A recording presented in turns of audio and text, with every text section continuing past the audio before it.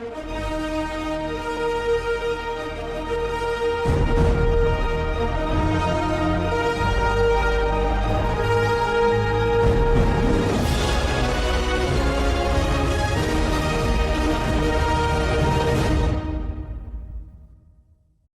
are living in an age where emotional theatrics routinely masquerade as moral clarity.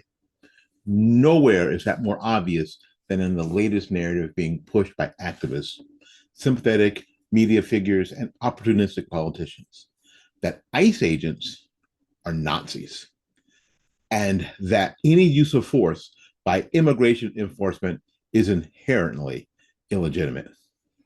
My name is Willie Lawson, and this is the Morning Report. Now, this narrative isn't just wrong, it's dangerous. And it collapses in the moment, the nanosecond, it encounters any reality, law, or history. The tragic shooting of Renee Good has become the newest vehicle, no pun intended, for this moral panic. Protesters insist that video footage proves the shooting was unjustified. Commentators declare the agent a murderer. And once again, federal officers enforcing federal laws are smeared with the most inflammatory label available: Nazis. So let's dismantle this carefully and honestly, starting with the most basic fact that activists either don't understand or refuse to acknowledge. My view always has been, yes, they know and they understand. They get it. They just refuse to tell you about it. Okay, here it is. A vehicle is a deadly weapon before it hits you. In American law enforcement, this is not controversial. This is settled doctrine. This is settled law. A car does not have to strike an officer to present a deadly threat. The threat exists the moment a reasonable officer believes the vehicle is being used or about to be used in a way that could cause death or serious bodily harm. Courts have ruled on this a bunch of times. Police training manuals teach it explicitly.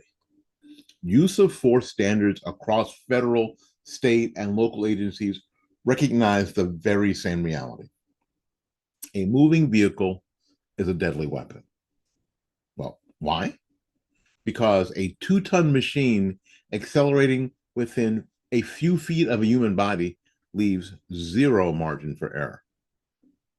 Reaction time collapses, escape routes vanish, directions can change instantly. A steering car wheel can be turned faster than a human can step aside. The law does not require officers to wait to be crushed, clipped, or dragged before defending themselves. It never has. And it never will, because that would be suicidal policy masquerading as moral restraint. If your argument requires officers to accept lethal risk in order to preserve activist sensibilities, your argument is completely unserious. All right. Now, the video does not replace judgment. Much has been made of the multiple video angles of this shooting. We are told confidently that they prove the officer was not in danger. This is a lie of modern culture. That somehow the belief of video footage eliminates judgment rather than demanding it. Because video flattens depth. Can't tell. It distorts speed. It removes peripheral context. And it cannot replicate the stress, auditory overload, and split-second decision-making under threat. Most importantly, video freezes moments in hindsight that unfold in real time under chaos. All right, a vehicle does not need to be perfectly aligned with an officer's body to constitute a threat. It needs only to be close, to be mobile, and to be uncontrolled in any way that eliminates safe retreat. The moment an officer reasonably believes that a vehicle is being used to breach a perimeter, evade detection, or create a high risk escape, deadly force becomes legally justifiable. The standard exists for a reason. Why? Because people have been killed by vehicles that weren't aimed directly at them. People have been killed by vehicles that appeared to be turning away. People have been killed because someone waited too long to assume danger. The laws are written to prevent just that. Now, we've used this term a lot, and the term is reasonable. Reasonableness, not certainty. One of the most dishonest rhetorical tricks in this entire debate is the demand for certainty. Was the driver definitely going to hit the officer? Could the officer be sure that the vehicle wouldn't turn? Where was the absolute proof of intent? That is not the standard. The standard is reasonableness under the circumstances. Officers are not clairvoyant. They do not get to pause time, replay angles, or poll the activists on social media before responding to a perceived lethal threat. They got seconds, sometimes fractions of seconds, to decide whether they were going to go home alive or not. If we demand certainty before self-defense, we abolish self-defense altogether. My friends, ICE is a law enforcement agency. It's not an ideology. Let's address the most grotesque lie in this entire narrative. The claim that ICE agents are somehow Nazis. The Nazis, for those of you who may not know, and I think a lot of you don't know, or pretend you don't know, were an ideological regime. They enforced racial purity laws. They targeted people on ethnicity and belief. They operated outside the rule of law, judicial review, and democratic accountability. ICE does none of that. ICE enforces immigration statutes passed by Congress, signed by presidents of every party, and reviewed by federal courts, and constrained, often aggressively, by judges. ICE does not invent the law. They do not choose who Congress criminalizes. They do not write asylum policy. They simply execute warrants. They conduct investigations. And they enforce removal orders issued through legal process. Now, you may oppose immigration law. Great. You may want Congress to change it. That's legit. But calling people tasked with enforcing existing laws Nazis is not legit. It's a slander designed to dehumanize, delegitimize, and ultimately justify violence against them. And yes, this kind of rhetoric has consequences because dehumanization precedes violence. It always does. When activists label officers Nazis, they're not engaging in a metaphor. They are signaling moral permission. Because Nazis, after all, are not debated. They're not resisted. They are attacked. They are dehumanized. This is how you normalize assaults on ICE facilities. This is how you justify ambushes and arsons. This is how you convince unstable people that violence is somehow righteous. And then when violence happens, the same voices feign shock. History is clear on this point.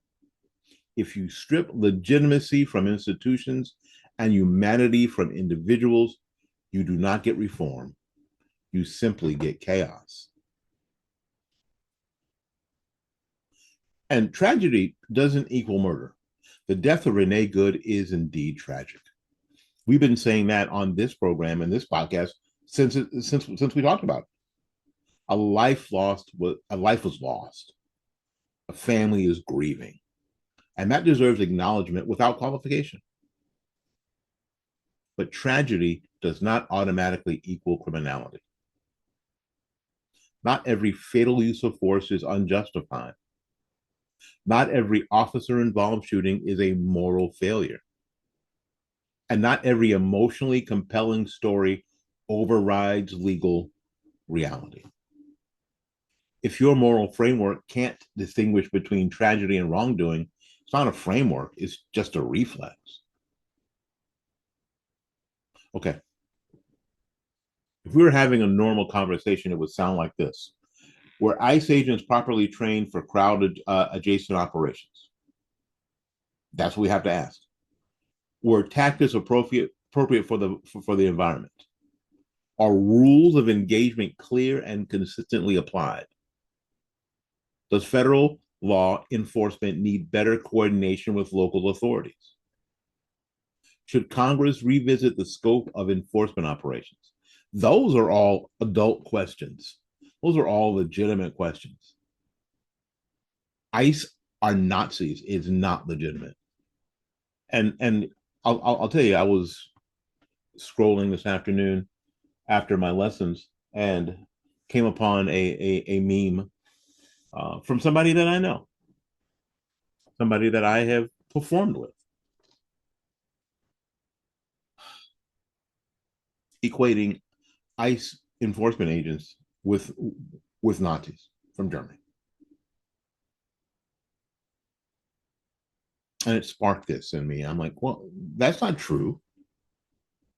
So here's the bottom line. A car does not have to hit an officer to be a deadly threat. ICE agents are not Nazis. Law enforcement officers are not required to die to satisfy political narratives. And the society that treats enforcement of the law as fascism will eventually lose both law and freedom. But a pastor once say this in church, that everything that we compromise to keep, we will someday lose.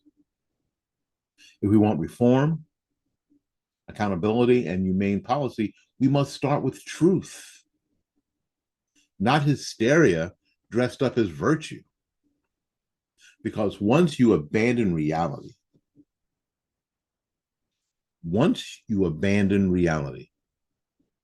reality does not negotiate back.